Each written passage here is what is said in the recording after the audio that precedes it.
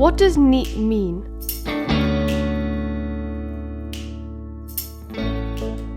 More young people in the North East are not in education, employment or training than anywhere else in the UK. Depending on who you listen to, the reasons for this range from a lack of motivation to laziness to the effects of COVID to the lack of opportunity. Any Youth has employed peer ambassadors to talk to young people to find out the real reasons. As they've discovered, the catch-all label of NEET is unhelpful and does not tell the whole story. My experience in education was difficult and often felt unfair. I got picked on and treated differently by teachers rather than supported. Because I was in care, I was often looked down on and judged. Instead of understanding my background and the challenges I was facing, lots of teachers doubted my abilities and focused on my behaviour problems. I felt labelled as a problem student rather than someone who needed guidance and encouragement. This lack of belief and support affected my confidence and made it harder for me to engage in education even though I wanted to do well. I've struggled to get a job due to my background in care. I think they see my address as a children's home and assume I'm one of the naughty kids. Being in care also meant I had fewer opportunities.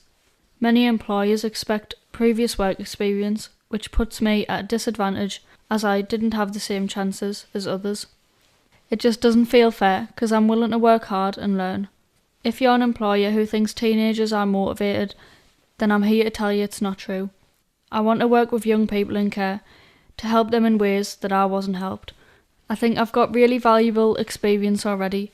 I just need someone to give me the opportunity to prove myself. I've actually had a few jobs, but as a young person, I think we're more vulnerable and employers don't always look out for you the way they should. My experience has been that you apply for loads of jobs but then you hardly ever get an interview. It's dead stressful, especially because I was at college and trying to support my family at the same time. The only jobs I could get to fit in with college hours were fast food places, but they actually want you to do loads of hours, which just affects your studies massively.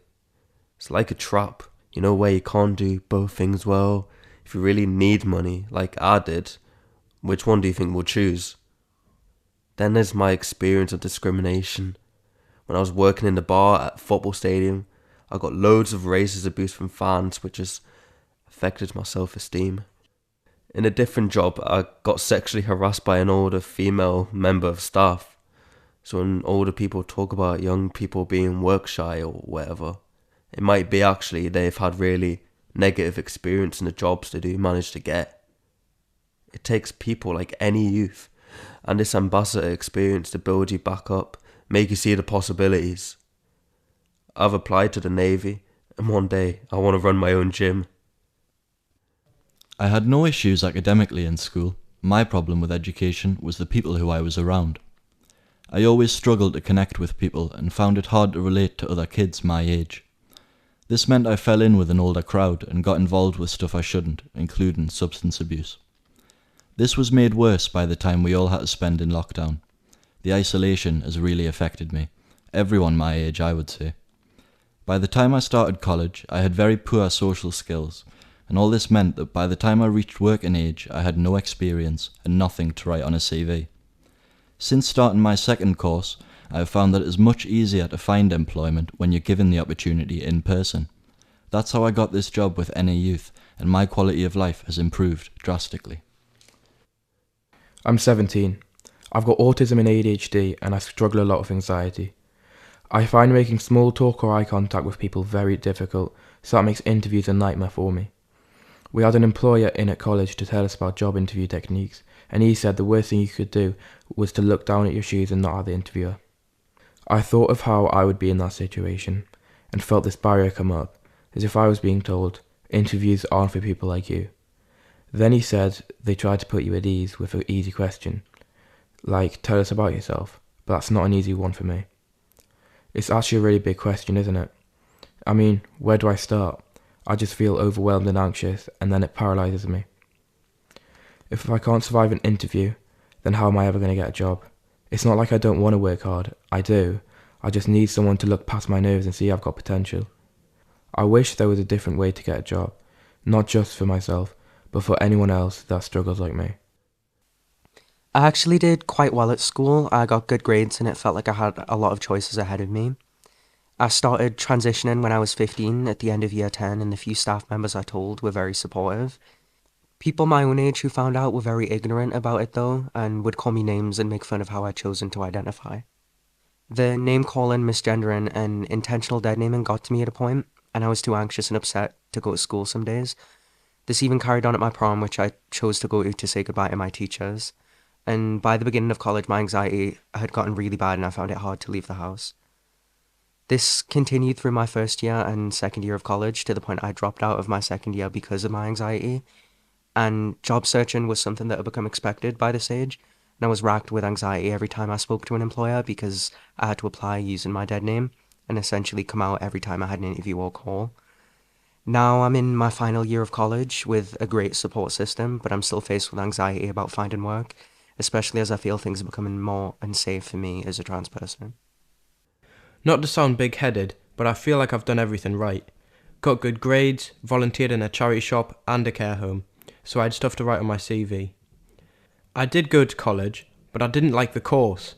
I was getting hassled of this person, and when I told the college, they'd done nothing about it.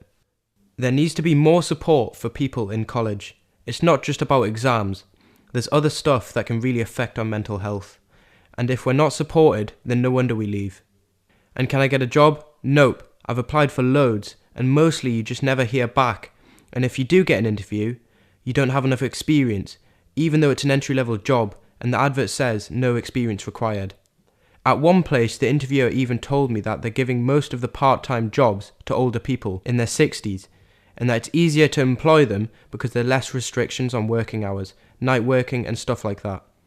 What are we supposed to do? I can't even get universal credit because I'm not 18, and you see stuff on social media about Gen Z being lazy and living off benefits. It's like a conspiracy.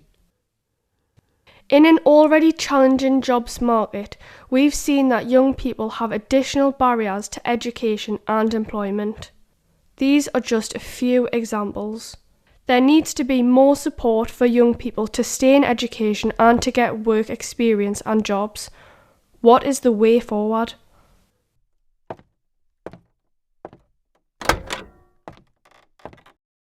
Thank you for coming along today. We'll just have a few questions.